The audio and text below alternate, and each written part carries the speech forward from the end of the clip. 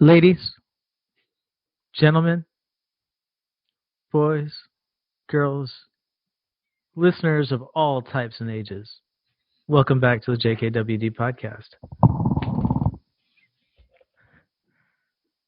Stop that smile. Get that smile off your face. Quit trying to crack me up. Well, you already cracked a little bit, but you didn't do it aloud. You couldn't. Good morning, Mr. Share. What's up, Kelvin? Hanging in. Good. Doing all right. This podcast that people are about to hear is pretty awesome, huh? Yeah, we're starting a trend, I think, Hey, we should warn you that this one earned that E. I know we've got a couple episodes up there with an E that were kind of like a tease. Somebody dropped an ass or a damn, and we're like, I think we're supposed to put an E on this. No, this one gets an E. Just if you got kids in the car or you're blasting your speakers at work, just understand that. Yes, it's going to be a couple of those, but not bad. No, they were purposeful. Yes.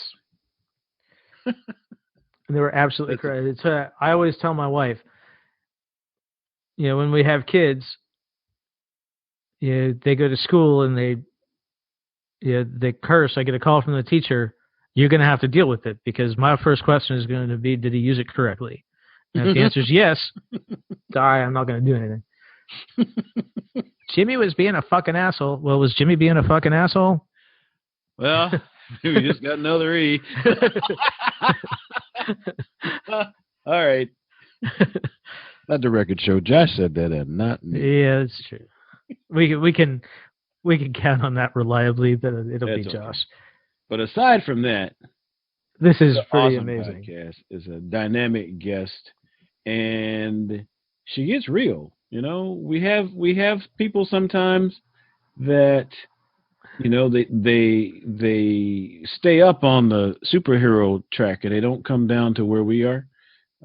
Not our guest, obviously, but this one, she gets down and she gets real human, talks about real life, and yet in the same vein, this is a woman who is really helping to change people's lives, and this is a podcast worth listening to. Yeah, you are going to learn so much in what was it, like 54 minutes or something like it. Something. It seemed like it was packed. There was one time I looked up, and then I learned like 45 things, and I looked back up, and it was only 5 minutes later. There you go. I'm like, okay, so you're getting a lot per minute here. This is definitely worth it. We're brought to you. Yeah. What is it they used to say? Made for a woman, but strong enough for a man? I'm not going to say that. I mean, that was a commercial. It was mine. This is strong enough for everybody. And everybody needs to hear what she's got to say. She is a coach, generally speaking, who has been empowering women. So women especially need to hear this. But, let your husbands and boyfriends overhear her in the background, Yeah. So they know what a rocket you're about to become. It's true. Yeah. All right. So, we're brought to you today, as always. By Audible. audibletrial.com/JKWD for your free audiobook and your free month at Audible. It's audibletrial.com/JKWD, or text JKWD to 500-500, and they'll send you a link to get your free audiobook, your free month at Audible. It works if you're lazy. Or if you just like doing stuff on your phone. Yeah. Because Audible is going to wind up on your phone anyway, I guess, right? That is true. So it'll be fun. Enjoy that. And listen to this show.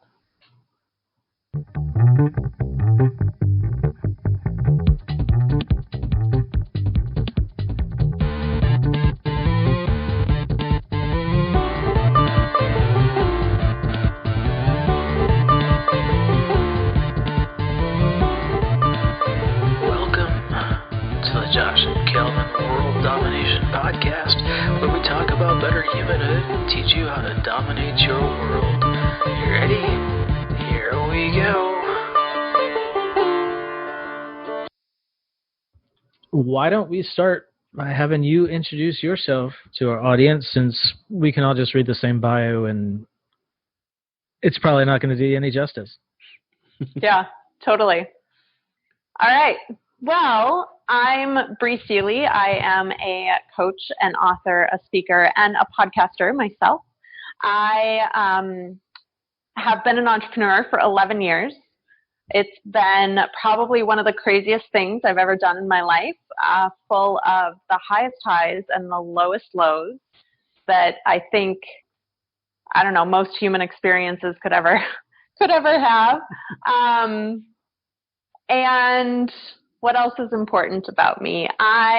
So my specialty in coaching, because, everyone and their mom is a coach nowadays, is that I help people bring their ideas to life. So my people come to me knowing exactly where they are in life, knowing exactly where they want to be, and having absolutely no idea what happens in between those 2 points. So I help people, and my whole thing is like, I don't give advice. I don't actually have the answers about how to create your path. My job is to help illuminate within you the answers that are already there that you just can't see yet. Excellent. So, yeah. So 2 quick questions. Yes. How and why? I mean, those are the biggest questions, right? Like my client's biggest pain point is exactly that. How? How do I get there? How? How is this all going to play out? How is that path going to be revealed? Like, how? It's my client's biggest pain point. And, it takes a whole lot of searching, and the why is actually one of the things that really starts igniting that path and really illuminating that path. Because the more you can know what those driving factors are, the more easily the steps are going to be revealed. If you're in it for superficial reasons or just to make money or things like that, it's usually going to be, a decent climb to the top. And so really getting to the heart of things and getting to that why and really figuring out what that inner driving motivation is kind of the first step. And what's your why? My why is that women, I help a lot of women. I'm actually just transitioning into supporting men as well. It's been knocking on my door for several months, and I'm kind of like dipping my toe in. That's because those wives got successful and the guys needed to catch up. It is so funny that I've served women for so long, and they all teach their husbands what I've taught them. Sweet. And I've had more and more men just being like, I know you only work with women, but like, is there any way you'd work with me? And and it's true, we all need this stuff right now. I think I started working with women because I looked at how much women have placed their power in the hands of others for so long. I mean, like millennia, centuries, right? And I was raised by a single mom, and she had to own her power in order for not only her to be successful, but for me to, one, turn out like I have and, have a modicum of success in my life as well. And I just see all these women just constantly relinquishing their power and giving it away. And, men do this as well, right? Like we all put our power in the hands of other people. And my biggest word that I gift my people is the word responsibility. I don't know if you guys have seen, there's this new show on Amazon called The Marvelous Mrs. Maisel. And it's a brilliant show. Set in the 50s. She's, Upper East Side, New York City housewife whose husband is, makes all the money, and he comes home one day and is basically like, I'm leaving you. And she goes down to her parents because they live in the same complex, and she goes down to her parents, and her mom looks at her and goes, Joel left you? What did you do? And this woman has like nothing. She has nothing. She ends up, at 26 with 2 children, having to move back in with her parents in the 50s because she had nothing to her name. And she had to figure out, and of course season 1 ends right as she's like figuring it out, right? Okay. But she has to figure out, how do I take care of myself? Mm-hmm. Because it's always been that, we're expected to be taken care of by other people, and that's just not how it works. Definitely not anymore. Yeah. So, what was your call to greatness? Where were you back when you decided to make your move, plant your stake, and move on?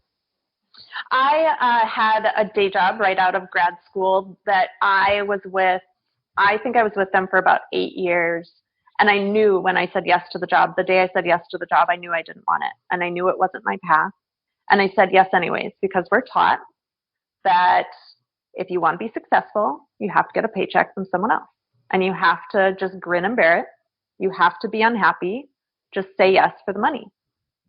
And after doing that for many, many, many years and hating every step of it, digging my heels in, energetically fighting and crying and screaming and all of those things, I always say the universe usually gives you two options, right? Like it gives you the whispers and the nudges, and it gives you the opportunity to change your situation.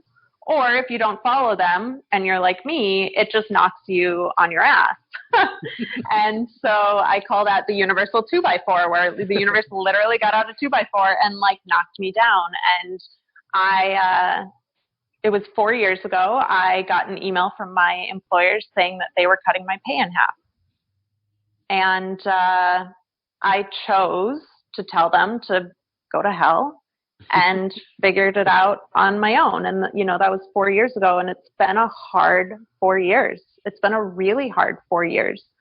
If I could go back and do it again, would I have taken the whispers and the nudges? Probably. Probably. But that was kind of my moment where I was like, all right, I'm done. I'm done playing by other people's rules. I'm done compromising my integrity. I'm done pretending that I don't have something to say in the world and that, what I'm here for doesn't matter. And of course, I've had more and more of those moments. Trump getting elected was another one of those moments. I've had several of those moments over the last 4 years that have really caused me to kind of continue rising up out of the mud. Yeah. Wow. So if that moment 4 years ago was kind of like a zero, not necessarily in terms of, being sunk, but now it's the bottom of your ladder because you're starting over, you're starting something new. Where are you right now? It's funny because, of course, we all see ourselves, right, completely different than most people see ourselves. Like, for example, I had a call with a girlfriend the other day, and she answered, and she's like, how's my super famous best-selling author friend, right? That's how she sees me. And, realistically on any given day, and I'm a high achiever, and this is my biggest opportunity, right, is I would look at where I am right now and say I'm probably at a 3 or 4. Other people would look at where I am right now and see that I'm an 8 or a 9. And so it's really, truly, honestly, all about perspective, right? And so my opportunity, especially over the last few months, is really healing within myself this not enoughness. So I had this epic book launch in November. It went real well. I have been ranking still. I have done no marketing, no advertising, nothing. And I am still 4 months later, ranking number 2 and 3 in my categories with zero effort whatsoever. And I look at that and say, that's not enough. And so the biggest opportunity that I've had and the path of an entrepreneur, and the reason I say it's so difficult, is that if you're not dealing with this stuff, if you're not doing the healing work to deal with these things, then your entrepreneurial journey is going to be hindered by all this stuff that you're carrying around, all these beliefs and expectations you're carrying around. And so my opportunity the last few months has really been doing that healing work and really diving in. Right as we started, I told you guys I just done a hypnosis, and I have been doing hypnoses. I've been doing them, and then I also got trained in it as well. Okay. And really giving myself the opportunity to be the success that everyone else sees. Can you talk about that a little bit? I don't think we've talked about hypnosis at all. In almost 2 years doing this podcast. What is it? What are the benefits for you? And are you self-hypnotizing, or are you going to somebody? Yeah, so the way I see hypnosis, so basically our brains, like if you were to look at a computer, our brains are essentially like our operating systems, right? So if we somehow get like a virus in our operating systems, which is like our limiting beliefs, our perceptions, all of that stuff, it affects the kind of output that we make, right? So I see hypnosis essentially as going into your own personal hard drive and removing the virus and rewiring, reprogramming in the things that you need in order to function optimally.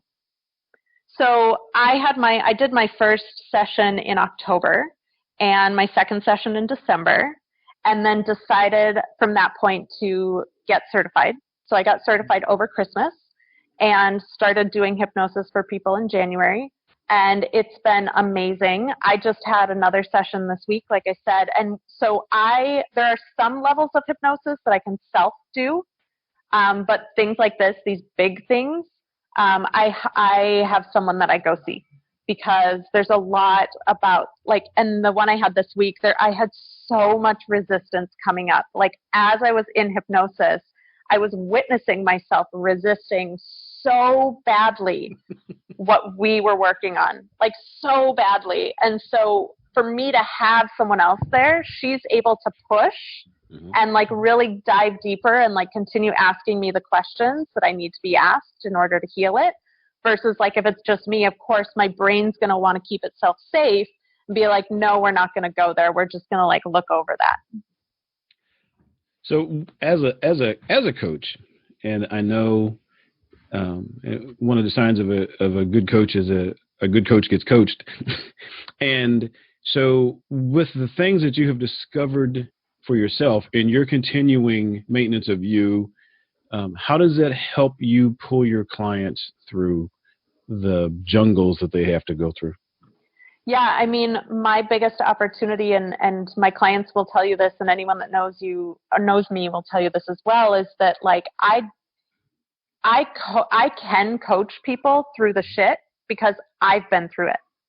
And I still actively go through it, right? Like there's a lot of coaches that want to put themselves up on this pedestal and make everything look perfect and they're not going through anything and all this stuff. I'm sorry, but that's a lie.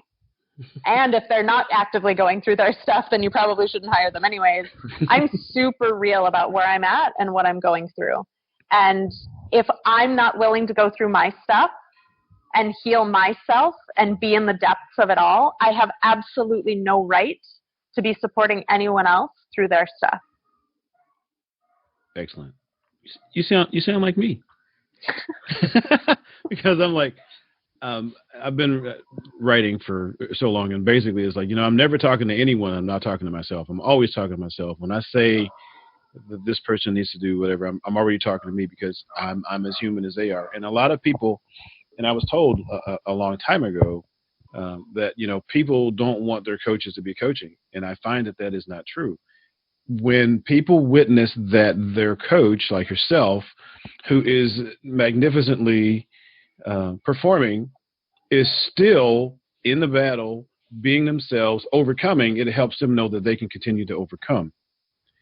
So what would you say, and I don't know if this is a fair question, is your greatest accomplishment to date as far as coaching successes, or the thing that gives you your most power as a coach? It's funny because I was just thinking about this morning on my morning walk. I'm like, how is it that when I coach people, they all end up more successful than me? And so, I mean, that's one of the things. I'm actually having dinner tonight with a former client who's become a dear, dear friend, and she like quadrupled her business last year. Quadrupled, like so easily. And she calls me all the time and she's like, everything that I am in the world right now is because of you. She sent me all of her 2017 goals and she was like, all of these came true because of you, because of the work we did together. And so that's one of the things that I would say is my biggest accomplishment, is really being able to watch and see all of the women I've worked with do such amazing things in the world. And they're all across different industries, different crafts. They have different visions. They want different things for their lives. And that's really what keeps me going. And even yesterday I had a call with a client, and I have watched her visibly shift from who she was when I met her 10 months ago to who she is today. And that's another thing when I get on the phone with women. And I can physically see the difference between who they were and who they are. And that's another big motivation for me to not quit and keep going. So you work with a lot of women across different industries and across different types. Do you see a lot of commonalities in what they need from you, despite, where they're coming from, where they're trying to get? Are there the 2 or 3 things that, all of us or a lot of us are probably not recognizing that we're not doing or not noticing in ourselves? Yeah, I think the biggest one is that, especially in women, but again, I also know that this is true for men, is the permission piece. We want approval and we want permission from other people before we decide to say yes to embarking on our journey.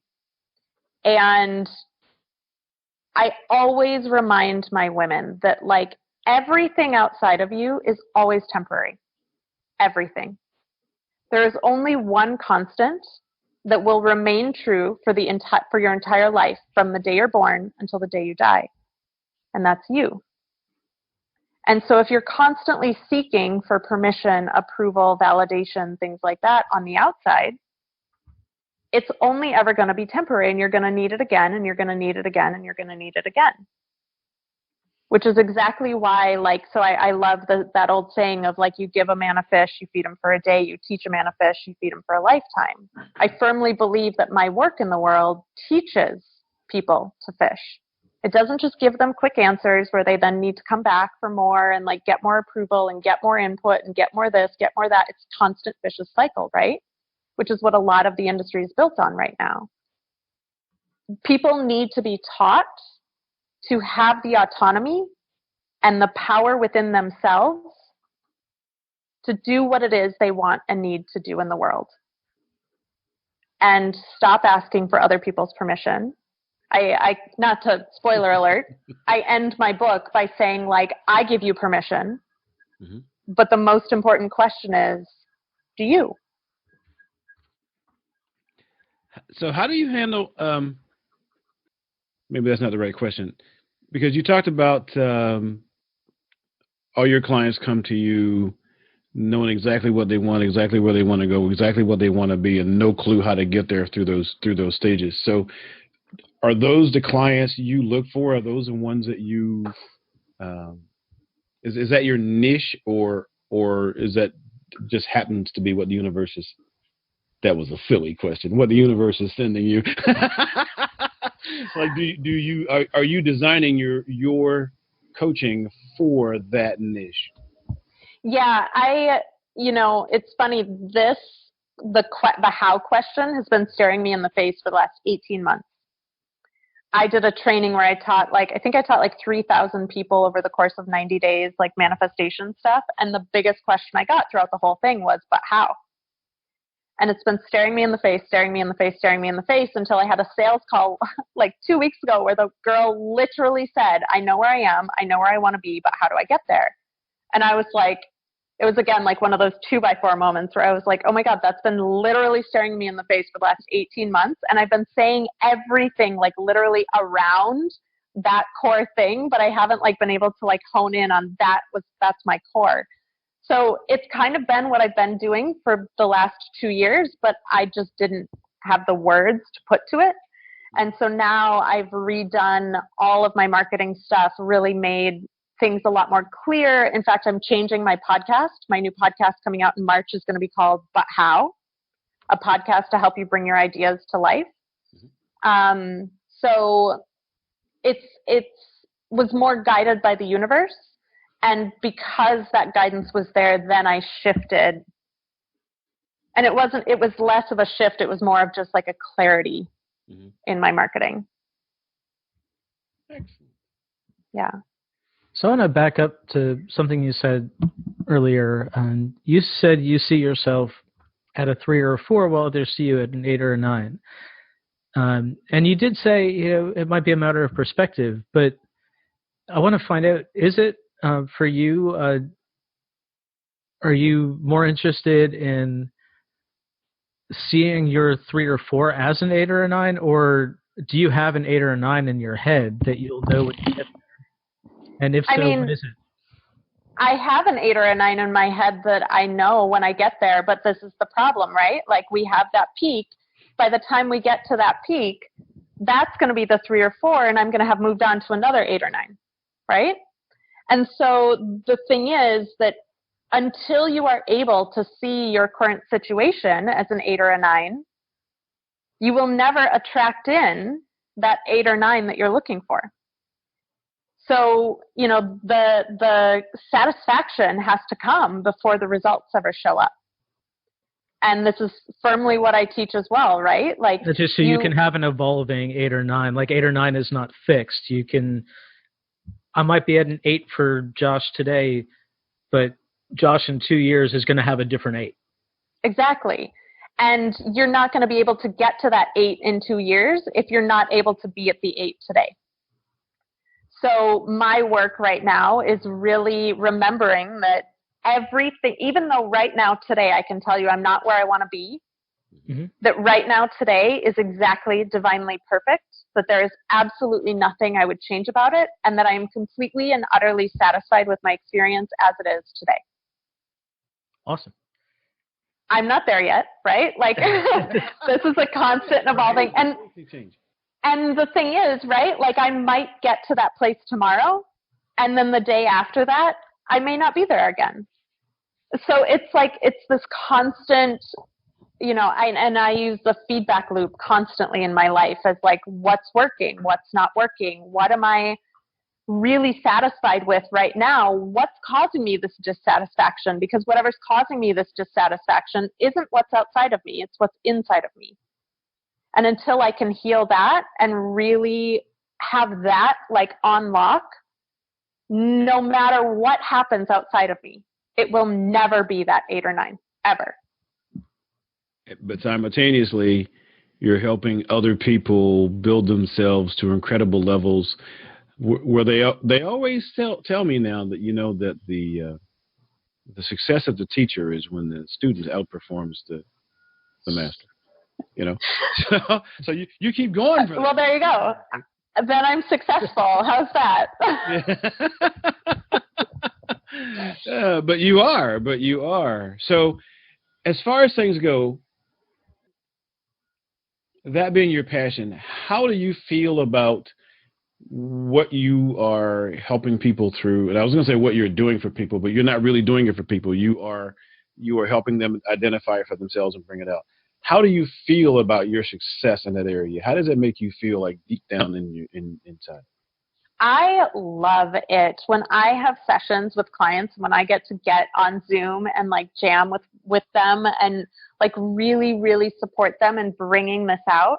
It's like hands down the best. Like, when I'm in service, that's when I feel like I'm in that 10, right?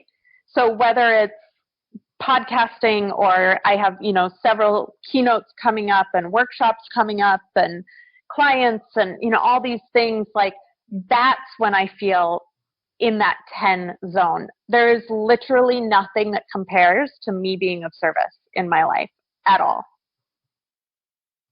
Let's talk about the book a little and the concept behind it.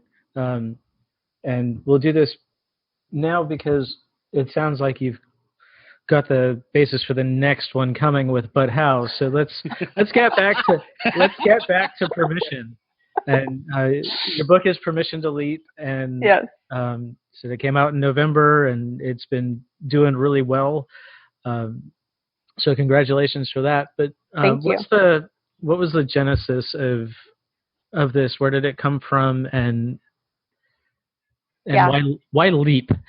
Yeah. It's so funny because now that I've written this book, there's so many things that I'm seeing everywhere about taking that leap. I was watching Queer Eye for the Straight Guy last night, and they were talking about like taking the leap and all this stuff. And I'm like, I need to send that guy a copy of my book. Anyways, so my book came to me. I have a very strong and consistent meditation practice. And last January, I was meditating and got this really clear, like, writing a book this year. And I was like, where'd that come from? Okay, like what am I writing about? I have no idea. And so my job during the whole process was just to constantly open up and be open. And so I started a notebook and would go to the cafe every Sunday and just jot down ideas about what was on my mind, what was in my heart, what articles I'd read that week that really inspired me, like what I was excited about, what conversations I was having. And I just started being open. And one thing that really stood out again and again and again was that people have a hard time committing to what it is they want because of the huge, huge unknowns and quote unquote risks that come along with it. And a lot of people have a hard time even just taking that first step because of all these misconceptions about the whole process, right? Like, well, I need to have it all figured out before I say yes. That's bullshit. I need to eradicate all of my fears before I take the first step. Again, bullshit. You're always going to have fear. It's always going to be there. So how do we overcome and move through all these misconceptions so that people can actually start saying yes to these things that are inside of them? So the whole first half is just kind of like setting the stage. It's a little bit of like prep stuff and baseline foundational information. The second half of the book is moving people through, okay, so once you say yes, here are the things that are going to play out. You're going to have moments where you're going to face like this double check where, for me, right before I moved to LA, my mom came to visit and she was like, I just don't think you should move to LA. And in all the years, with all the crazy shit I've done, like moving to Italy on a month's notice without knowing the language or a single person, right? Like my mom had never said, don't do it. And so I was like, oh my gosh, that's a sign. It's a sign. It's a sign. I clearly shouldn't move to Los Angeles. That's a sign. When in fact, it was just an opportunity for the universe to say, like, are you serious? Like, are you really going to do this? This is a big deal. Are you going or are you not going? You have to make a commitment and like really move forward. So there's all sorts of things that happen, and then of course there's tools, there's ways to get into alignment. And then of course, when you're getting into alignment with what you want, the things that are now out of alignment with what you want start falling away. And people think that, oh my gosh, everything in my life is falling apart. I clearly made the wrong decision. No, your life is just realigning itself, right? Like, so the book kind of breaks down a lot of the common misconceptions, gives people the understanding, the tools, the knowledge they need to actually say yes with confidence and move forward down that path. And to know that stuff's going to happen, because now instead of being a panic point, it's a sign that things are working. Yeah. And I like that. I don't think I've had enough panic points just quite yet. Oh my God, I have. Can I work for some more panic points here for me? Can I give you some of mine? You can have some of mine. Josh, you got something? No, I was waiting to actually hear some of these panic points, so maybe we could modify them for Kelvin. My panic points? Light a fire under him. Yeah. We don't want to. Oh my gosh! I can talk about this stuff forever. This is my area. This is what I do. So so much of what you said today resonates with me. If you had to, we all have somebody, they say, who has inspired us to be who we are, or even start the journeys that we've started. Who would be, if you could pick the most significant person in your life that has given you that fire, that passion, determination to move forward, who would that person be? Yeah, so a lot of it honestly is myself. I'm very hard on myself, but I also just have this like thing within me. In fact, I just had an energy reading last week and she was like, wow, I have never felt someone like so determined as you. And she's like, and it's not about anything outside of you. It's just literally within you. Mm-hmm. So there's that, but also the lineage of women that I come from, at least 3 generations back, have been a huge motivation for me. So looking back at my great-grandmother's story back in, the Depression era, she was living, my grandmother grew up in DC, and my great-grandmother was married to a bootlegger and an alcoholic. And she decided, back in the day, to get a divorce. She was Catholic back in the day, like in the, turn of the century, right? Like getting a divorce, which wasn't common back then, and she was Catholic. So not only was she excommunicated from the church, but when she divorced her husband, she had nothing to her name. Even though he was out and about doing bootlegging stuff, and like she didn't own a home, she had nothing to her name. And this is where I talk about before, we've given away our power so much. In order for her to have a healthy life, she literally had to give up everything, including her children. My grandmother and her siblings were all put into foster care. Oh. And so I look at the strength of this woman, and, I look at my life and I'm like, would I be willing to give up literally everything in pursuit of what I want? And there are a lot of women that's terrifying. I've gotten to the point where, if I lost everything tomorrow, I'd be fine. I would be absolutely, completely fine.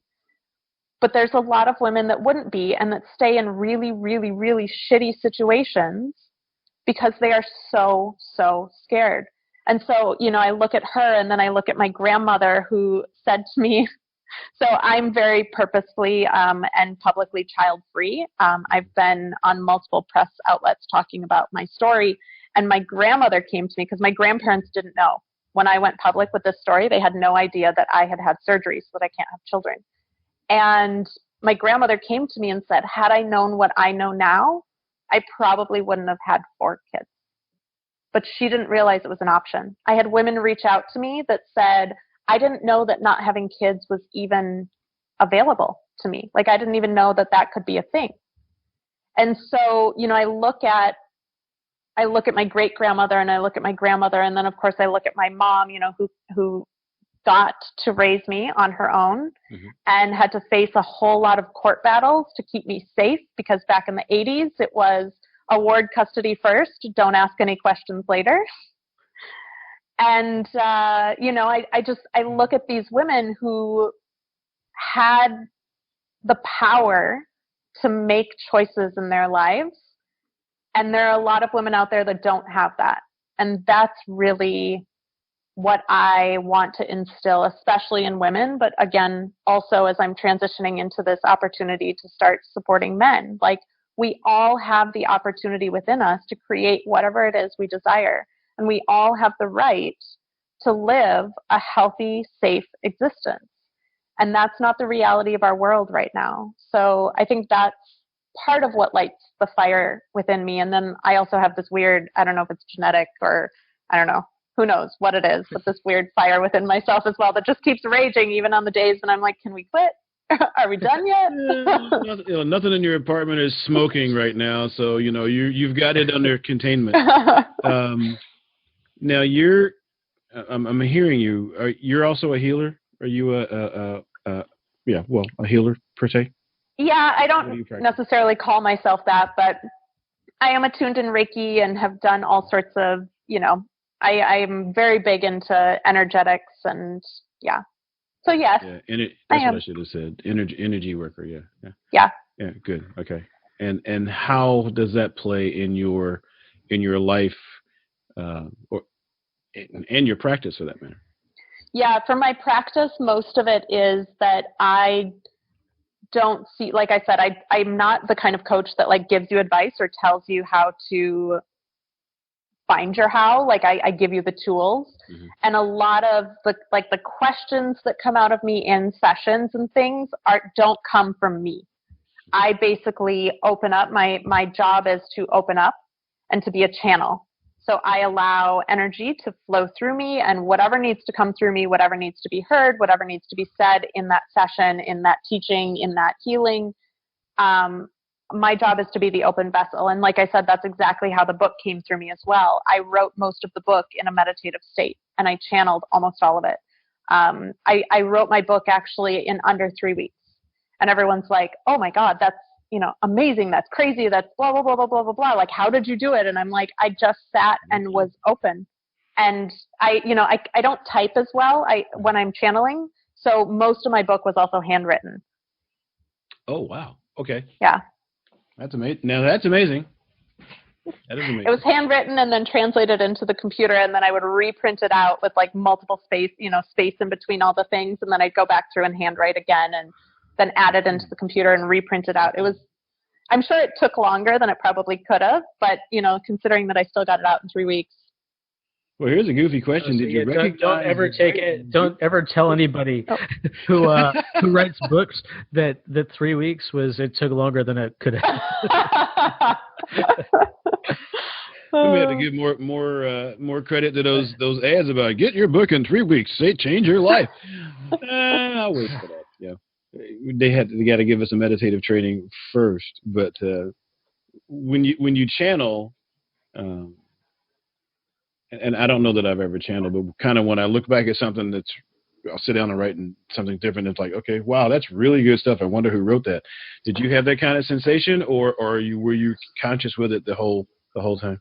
No, it's so funny because I think it was in January, because I had an intern starting at the end of January who was going to be writing a lot of social media stuff for me. And I was like, well, I should go through my book. And like, I sent her the book, but I was like, I should also highlight some passages that would be really good for her to use and share and blah, blah, blah, blah, blah. And so I went back and I was reading my book, and I actually made myself cry during part of it. I was like, this is really poignant. Like, I don't know. Like, it was very interesting to go back and read it, because honestly, the majority of it, I don't remember. And then as I got a publishing contract for an audiobook as well. So I had to go into the studio and read the entire book out loud as well. And that was another whole experience where I was like, I have zero recollection of the fact that I even put this in the book. So a lot of it was that. And some of it too was that when I did the editing process, I was jumping around. Mm-hmm. Like, it wasn't like a solid editing. It was like a little bit here, and then chapter 9, and then chapter 2, and then chapter this. And it was like jumping around so much. Mm-hmm. And there were a lot of hands in my book, but it was kind of a whirlwind. So it was a combination of a few different things, but yeah, I have and even when I'm teaching, I had a 3-day retreat in my home in January, and I basically channeled the whole time. I could feel myself just pulling in energy constantly, and I had like crystals in both hands and like around my neck, and was trying my best to like stay grounded. Holy smokes. And the women would be like, wait, can you repeat that? And I'm like, I have zero clue what I just said. I'm like, can someone else just tell me what I just said? Because I can't, yeah. Excellent. Yeah. Excellent. How long did it take you to learn to trust that? I mean, I really think I had a really poignant experience 3 years ago that I think opened me up to the trusting factor a little bit more. And so I said I've been an entrepreneur for 11 years. I've only had my coaching business for 3 years. So 3 years ago, I was running a fashion brand under my own name. Mm-hmm. And I was in meditation on spring equinox. So the anniversary is coming up very shortly, and heard this very clear, what are you doing? Fashion is not it's not it. You need to shut your brand down, and you need to move on. And it was such a grounded, powerful, overwhelming voice that I got that news on a Saturday. And by the following Tuesday, I announced that my brand was being shut down. Wow. And that, obviously a brand that I'd had for 8 years and had no idea what was next. I had no plans. I had no savings. I had no income. I had nothing. And I just trusted it. And very, very, very shortly after that, I invested in working with a coach and realized that women had been asking me to teach them what I did for months probably close to a year, women had been asking me, and I had just been like, oh, I don't do that. Find someone else. And they had basically been asking me, they're like, teach me what you did with your brand. And they weren't saying, like, they didn't want to learn fashion. They wanted to learn how I had built something out of nothing, right? Which is exactly what I teach now. Again, took me a little ways to get there because, of course. Yes. I mean, it's funny. The whole channeling thing, right, is just like getting out of the way. Like my ego, my thoughts, my me, everything, like, just has to get out of the way. And it's so funny that when I look at my life, right, like, I can do this easily for other people, but then when it applies to my life, I'm like, I get in my way so much. How can I get out of my own way? Right? We're our own worst enemies. That is it. At least I can laugh at it. That's all I can say. Like, at least I have a sense of humor about it. I was so upset about something this week, and I kept trying to send an email and send an email and send an email. And this particular email, every time I tried to hit send, my computer just froze. I could send other emails, but this particular email would not send. And I was like, ah. Right? Like, we just get in our own way so much. Anyways, like I said, at least I have a good sense of humor about it. Awesome. Good. Oh, Josh is smiling. I like that. Go ahead, Josh. Your turn. Yeah. I actually wanted to change paths, like, entirely, because you touched on kind of movements and kind of waking up under after Trump's election, and we're getting political. And one of the things that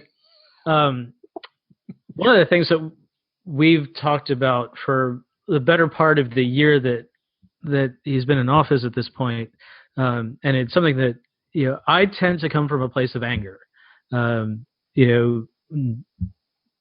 something. Yeah, and so I've been trying to change my tune and come at it from a perspective of kindness. And it's been really difficult. And I want to say 2 weeks, but it might not be that long. There's something else that comes out of the White House or Congress, or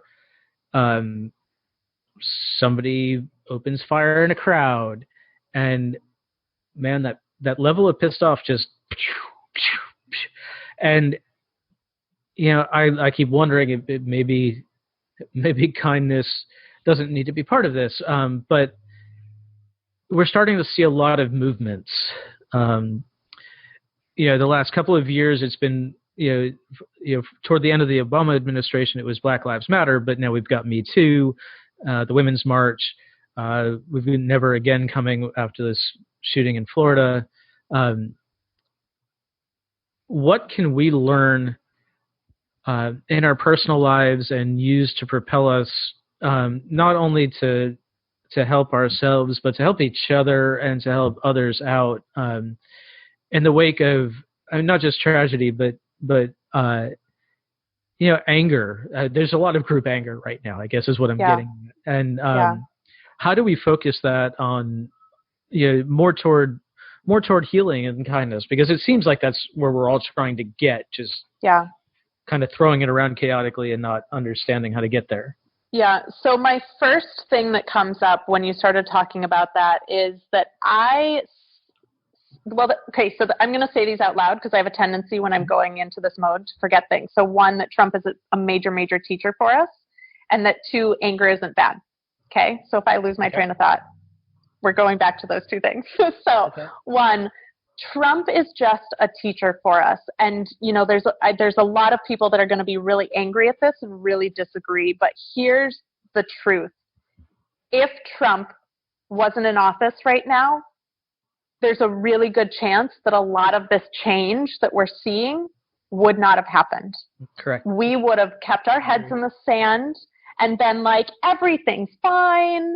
We got Hillary in office. We have a woman in office. Before that, it was like, well, we have a black man in office. Like, clearly our country is not racist. Are you like, right? Yeah. Like, clearly we have a woman in office. So there's clearly no glass ceiling, right?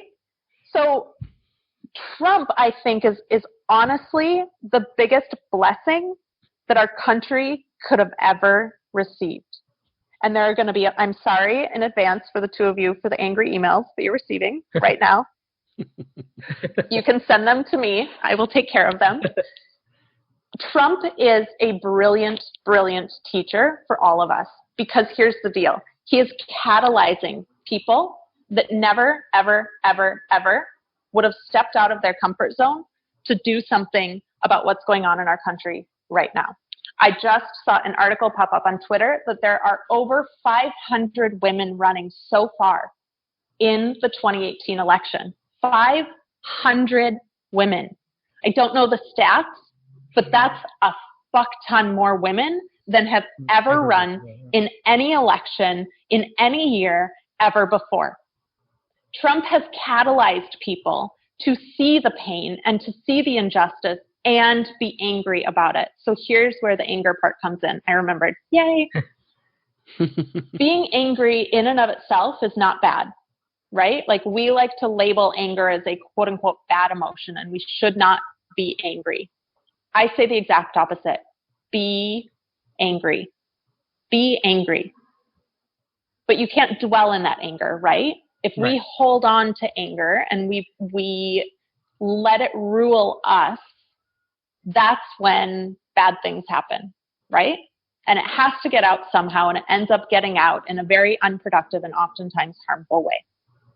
So use that anger, whatever you're angry about, use it to create momentum for you to do good in the world, whatever that looks like for you, right? So I used the anger about Trump to, really up, and I still have a ways to go on this. I fully admit that I am not stepping into my power as much as I could be right now. But he lit a fire. The whole thing lit a fire within me. The Me Too movement. I've been to both women's marches. Everything has just really shown me over and over again how much the world needs me. And that is not to say the world just needs me. Josh, whatever that anger is that's inside of you, it's the world needs you too right now. So whatever that anger is, and however you can funnel that into creating change in the world, do it.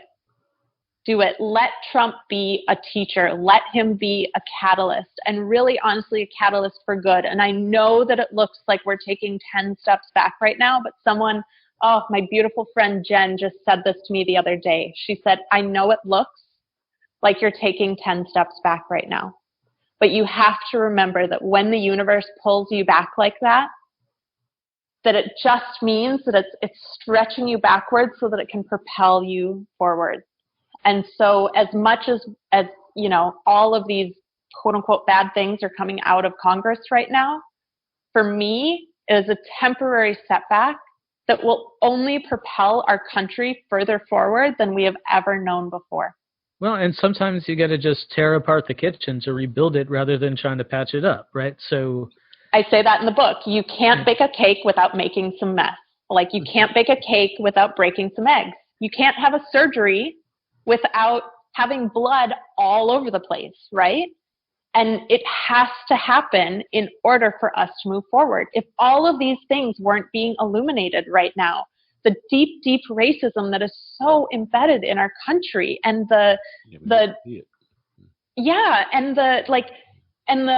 sorry, I'm losing my thought. The harm that's that's being done to women, it's just, we've turned a blind eye to all of this stuff for far too long. And this is our opportunity to actually look at it, because what happens is when you have darkness, the only way to transform it is to turn on a light. And Trump right now is our light. As much as none of us want to admit it, as much as we all want to hate him, he is our light in this country right now. He is showing us exactly where all of the darkness exists. And now it is our responsibility, individually and as a collective, to take that anger we have and turn it into momentum. How do we find the, I want to say, energy to take our outrage, and this doesn't just apply politically. This applies to anything in our lives. Over the past decade, it's become very easy to get angry, spend 2 hours venting your frustration on Twitter or Facebook. Yeah, and then saying, "Oh, I feel a little better now," and then just let that anger eat at you for the rest of your time. But you feel like you vented it, and you feel like you did good when all you really did was spend a couple hours complaining. How do we take that energy and really do something with it? You know, the biggest opportunity that I think is there is finding community of other people that are wanting to make change as well. Because, and it requires you from getting out behind your laptop, which I know is a super radical idea, right? You have to leave the house. You have to be in community with other people, not just on the internet, but like really find a group where you can make an impact. And the other thing I would say too is in terms of finding the energy, focus, because we can't all be outraged about every issue that's coming out of the White House right now. We can't. If we do that, I've seen so many activists from last year completely done, burnt out, walking away, like they can't function this year because they cared so much about so many things last year. So focus. You can find care your about issue. it all, but you can't change it all. Yeah. Right. So find your issue or two and make an impact there. And whether that looks like you join your school's PTA, or whether that looks like you run for presidency, or whether that looks like, you know, whatever that looks like for you on whatever level, whether it's locally, statewide, nationally, whatever, find your thing and commit to it. Because it's easy to stay angry. It is not so easy to do something about it. Very true. So I guess here's permission for everybody to let go of their anger and channel it into action. Yep. Wow. Well, this has certainly been a diverse conversation. We've covered about everything on the world. I mean, around in the world. Now, via your coaching, I'm sure you run across these areas within the people that you're coaching. So when something comes up from them like this, they're powerless because of their angry, or however that goes. How do you handle that? How do you walk them through that so they become effective? You have to go through whatever it is before you can come out on the other side. Our society right now, no one wants to deal with their stuff. No one wants, and in fact, I hate every time I see something that's just like, conquer your fears or push through your fears or, just like, screw your fears, blah, blah, blah. No, you have to be in the depths of your fear in order for it to transform. If you're denying it, if you're pushing past it, if you're ignoring it, if you're conquering it, it's only going to continue to exist and bubble under the surface, and it will continue to run your life. So if you're angry, you need to be in the anger. Give yourself permission to go scream. Give yourself permission to go to the boxing gym. Give yourself permission to go to the shooting range. Give yourself permission to do something to be in that anger.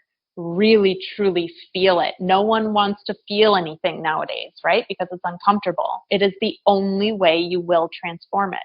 The only way. You have to be in the sadness. You have to be in the fear. You have to be in the anger. You have to be in it in order for it to change. Because if you just want to skip over it, it's still going to be there. I've spent years not feeling. We all have. Take that, put it in this box, contain it right here, stick it over here, refer to it, and move past it. And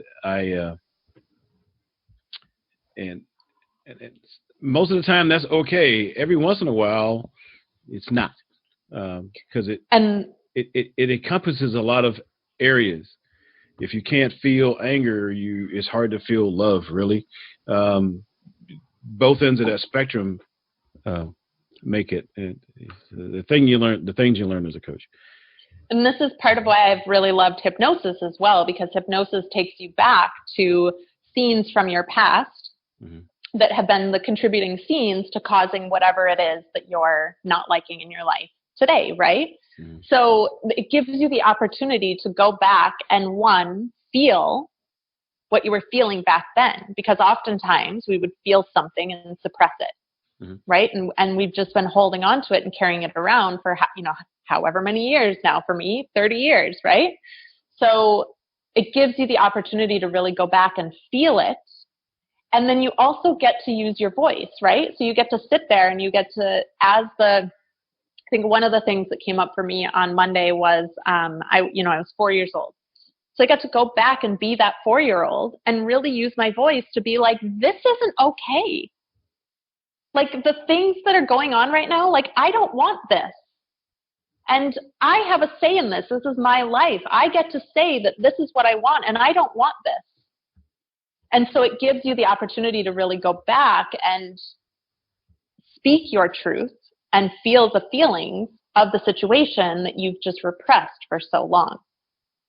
And it's been really fun, like, not only for me, but just also witnessing other people going through it as well. And it's interesting because we are taught so much, like you said, to not feel. Right. But it's the only thing that will allow us to move on and transform. Wow. All right. So you do a lot of these interviews. You podcast on your own. You appear on other people's podcasts. You've appeared on the Today Show. You've been in Forbes. You get asked a lot of questions. Is there anything, I get around. Is there anything that you wish people would ask you more often?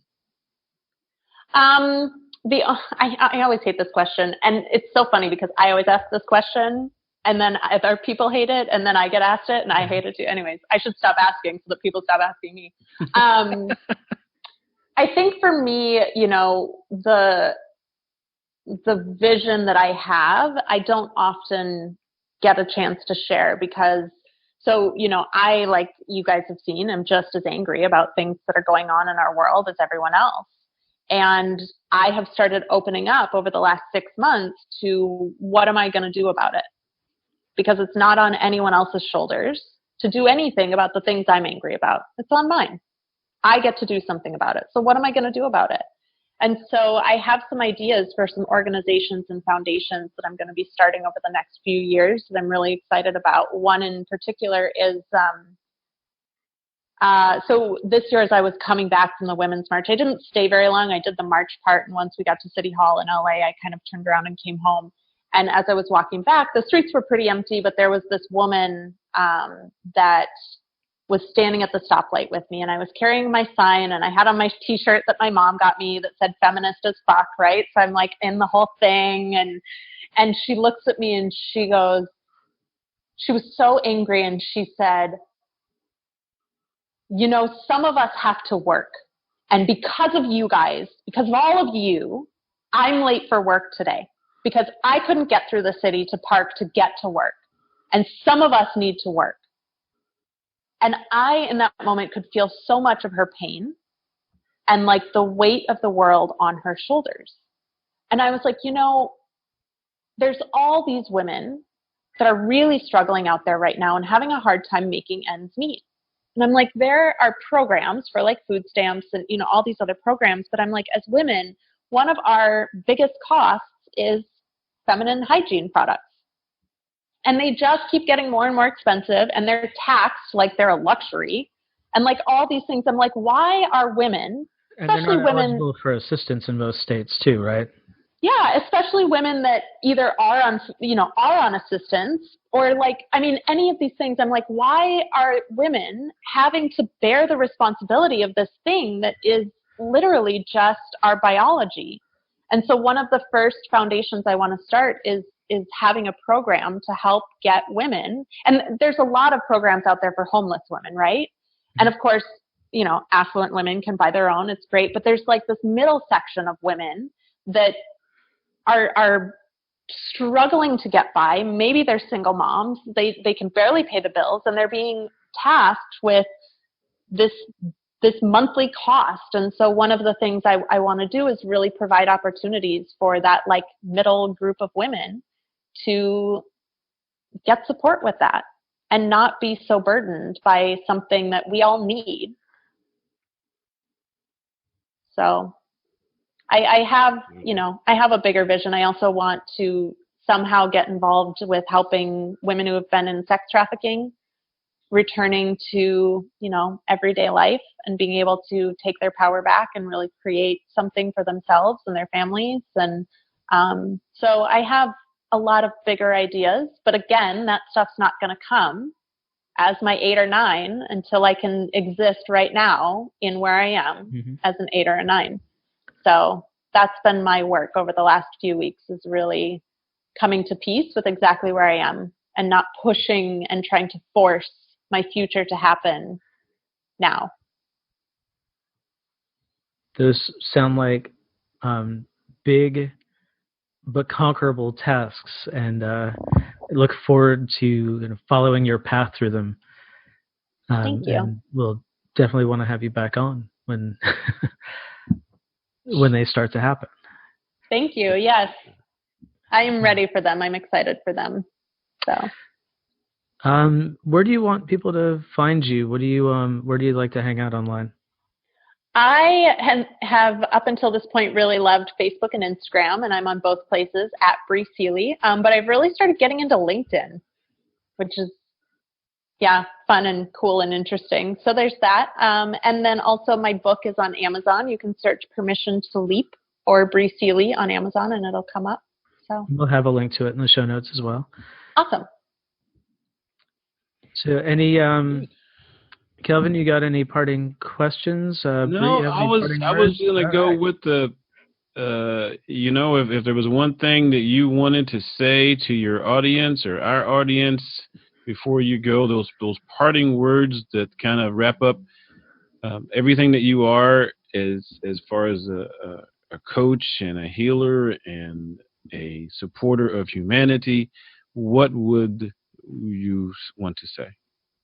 I would say whatever that thing is inside of you, whether it's activism, whether it's a business, whether it's, serving your children, whatever that thing is inside of you, whatever it is, please, please, please, please find a way to say yes to it.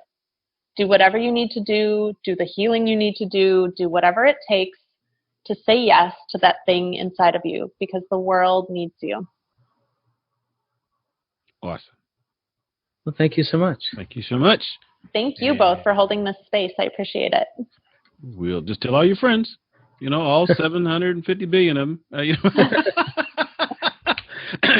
Have them leave them some suggestions. Tell us how they liked you, all that stuff, And it was a pleasure having you on. And again, we look forward to your progress and ours because of you. Thanks, guys. Have an awesome day. Thank you. Have a great rest of your day. You too. I'll talk to you soon. Bye-bye. Bye now. Hey, thanks for listening. Show notes and more at jkwdpodcast.com. Don't forget to subscribe,